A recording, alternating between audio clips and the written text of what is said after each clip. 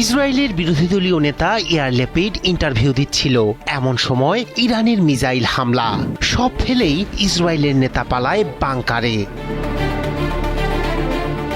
ইসরায়েলের গর্ব শক্তিশালী আকাশ প্রতিরক্ষা ব্যবস্থা আয়রন ডোমকে বুড়ো আঙ্গুল দেখিয়ে নেতানিয়াহুর মাটিতে মিসাইল ঝড় তুলল ইরান। হামলার জবাব ও সর্বোচ্চ নেতা আয়াতুল্লাহ আলী খামেনির হত্যার প্রতিশোধে বিধ্বংসী জবাব দিয়েছে তেহরান। মুহুর্মুহুর ক্ষেপণাস্ত্র ও ড্রোনের ঝড়ে লন্ডভন্ড ইসরায়েল। তেল আবিব ও হাইফার আকাশে হামলে পড়েছে ইরানি মিসাইল, ধোঁয়ায় ঢেকে গেছে স্কাইলাইন। ঘর ছেড়ে বাংকারে আশ্রয় নিয়েছে মানুষ, রাস্তায় ছড়িয়ে আছে ধ্বংসস্তূপ। ইরান বলছে এটি প্রতিশোধের শুরু মাত্র। এক রাতেই বদলে গেছে যুদ্ধের মানচিত্র, আর মধ্যপ্রাচ্য দাঁড়িয়ে আছে নতুন এক অনিশ্চয়তার দোরগোড়ায়।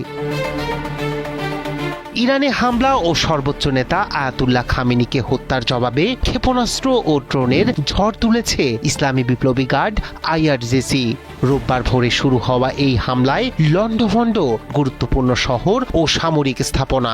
সবচেয়ে বেশি ক্ষতিগ্রস্ত হয়েছে তেল আবিব ও হাইফা শহর। সাইরেনের তীব্র শব্দে ঘুম ভাঙে বাসিন্দাদের। মুহূর্তেই শহর জুড়ে নেমে আসে আতঙ্ক।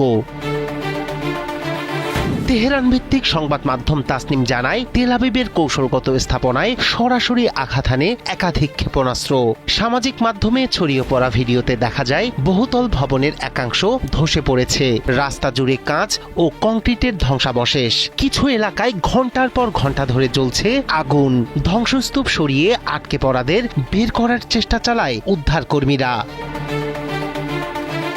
হাইফাতেও বড় ধরনের বিস্ফোরণের খবর মিলেছে। বন্দর সংলগ্ন শিল্প এলাকা ও আশপাশের অবকাঠামোয় আঘাতের পর ঘন কালো ধোঁয়ায় ঢেকে যায় আকাশ। প্রত্যক্ষদর্শীরা জানিয়েছেন বিস্ফোরণের শব্দ কয়েক কিলোমিটার দূর থেকেও শোনা গেছে। শক্তিশালী আঘাতে বেশ কিছু এলাকায় সাময়িকভাবে বিচ্ছিন্ন হয়ে পড়ে বিদ্যুৎ সরবরাহ। ইসরায়েলি কর্তৃপক্ষ জানিয়েছে অনেক ক্ষেপণাস্ত্র আকাশ প্রতিরক্ষা ব্যবস্থা প্রতিহত করলেও বেশ কয়েকটি জনবসতিপূর্ণ এলাকায় আঘাত এনেছে। জরুরি অবস্থা জারি করা হয়েছে হাসপাতালগুলোতেও। আহতদের দ্রুত চিকিৎসার জন্য প্রস্তুত শহরের প্রধান মেডিকেল সেন্টারগুলো। হামলার সময় তেল আবিব ও হাইফার বাসিন্দারা ছুটে যান আন্ডারগ্রাউন্ড শেল্টার ও বাংকারে। বহুতল ভবনের নিচতলার সুরক্ষিত কক্ষে আশ্রয় নিয়েছে বহু পরিবার। গাড়ির পার্কিং লট, সাবওয়ে স্টেশন কিংবা সরকারি বোমা শেল্টারে রাত কাটান অনেকে। ইরানি হামলায় দিশেহারা নেতানিয়াহু প্রশাসন, তাই তো সাময়িকভাবে বন্ধ রাখা হয় স্কুল, অফিস ও গণপরিবহন।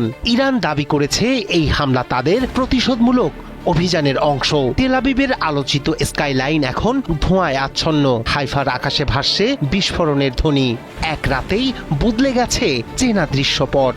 সামনে কি অপেক্ষা করছে তা নিয়ে উৎকণ্ঠায় পুরো অঞ্চল।